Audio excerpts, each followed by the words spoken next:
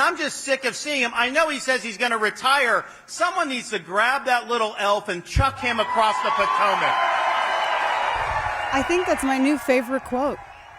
I think it is. That's my new favorite quote. That's Florida Governor Ron DeSantis talking about Fauci's, well, I guess his retirement. He's supposed to be retiring. Welcome back to the show. Second hour. Dana Loesch here with you. Thursday. And I guess Fauci's trying to kind of rewrite history. He's not totally retiring. I think he's just going to go take advantage of his notoriety and accept a job in the private sector. That's what it sounds like he's going to be. That's what it sounds like he's going to be doing. So we'll see. He's going to make money somehow. He's going to make money somehow. This idea though that because he keeps defending himself. It's like, well, I didn't lock anything down. But first off, that's disingenuous because it was under his guidance that everybody made these decisions. It was under his guidance and it was his recommendations. I mean, that's, ultimately how they came to these conclusions that they needed to close businesses and do the 6 feet, et cetera, wear the face masks, so on and so forth. It was all based on his recommendations. I mean, now, a friend of mine made the point, like, oh, somebody's going to say that this is DeSantis, like, just trying to, his violent rhetoric. But he called him an elf. Come on. Does it really, you think? I don't think so.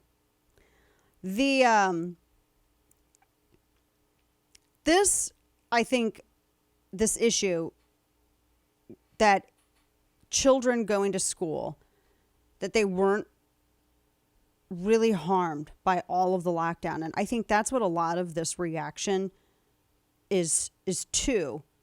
And I mean, really outrage, and justifiably, because he seems to he insinuates that it's not a huge deal.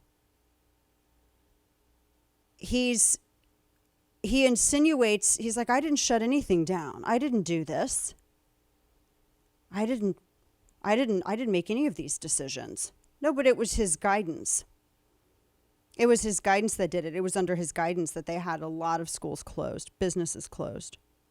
You can't go and rewrite that history now. I mean, he didn't even start making the case to reopen schools until summer after everything had been locked down. And then there's a piece in the New York Times. Let me pull this up. Students are learning well again. But they said that students are learning well again, but they ask, what is the story of the full recovery? They said students have returned to a normal pace of academic growth for the first time since the whole pandemic started. However, they say it's not fast enough to make up for the steep losses that occurred during the pandemic. There was a nonprofit organization that provides academic assessments to schools. It's NWEA. And they had student achievement in 2021-22 cause for hope and concern. They examined the results of math and reading assessments for about 8 million students in 25,000 schools. They didn't look at high schools. They looked at elementary and junior high schools, and it is not good. They said that they said that student achievement at the end of the 21-22 school year was lower than a typical year, obviously. Major declines in math by 5 to 10 percentage points. Reading was 2 to 4. Modest improvements amongst elementary students after they went back to school. They said Black, Hispanic, and American Indian, Alaska Native students remain disproportionately impacted. They said that there's an achievement gap now. There's a lot of students that their parents just pulled them out and started homeschooling because everything was so ridiculous. Their findings, it's not good. It's not good at all. This survey, or this study that they did, 25,000 schools. And one of the reasons why we have this is because this guy, who says that he didn't shut anything down, refuses to acknowledge that it was on his advice that people shut things down. That was it. And he also says that he's skeptical of studies that claim that the lockdowns don't work. He won't acknowledge them. And he really brushes off the reports that said that students suffered. He's like, I question the data. That's what he said. I mean, he had this one, he told, what's his face? Neil Cavuto, he told Neil Cavuto this yesterday, or the day before, quote, I think the people who criticize me should talk about their own reluctance to promote vaccination. There's an actual quote that he said. I mean, he is just as much to blame for this. No, the kids aren't all right. And then I'm not even getting into the drug abuse, et cetera, et cetera, et cetera. I'm not even getting into all that we've seen from kids. He had this, we all remember the emails that he had with reporters. While all of this was happening, while kids were shut down, he was having this cozy relationship with reporters. NRO had the headline, Good Riddance, Dr. Fauci. And they noted that he had his own prayer candles, his own action figures, and his own associated merchandising.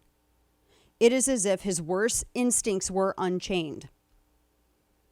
And as time went on, his public statements became more strident and his dismissal of critics more arrogant. And it is by 2021, that's when he started saying that he was the science. I represent science. That was his direct quote. When you criticize me, you're criticizing science. Over and over again. Now, it was his advice, and it was his because he represented science. That's why people were listening to him within the government. So this, yeah, I don't feel he is. I completely agree with what Ron DeSantis says here. And it is infuriating to see these people absolutely refuse to take any accountability. Remember the InStyle spread? Let me pull this up because I saved this. I couldn't. It was so ridiculous. This is the one where he was sitting by the pool, literally in shades. Remember that one? This was in July of 2020. While schools were shut down, that is when they did that spread. While schools were shut down, Fauci did a photo spread. And he was sitting by the pool with sunglasses on. Because he's science. He's science. Everyone was saying that he scheduled his retirement.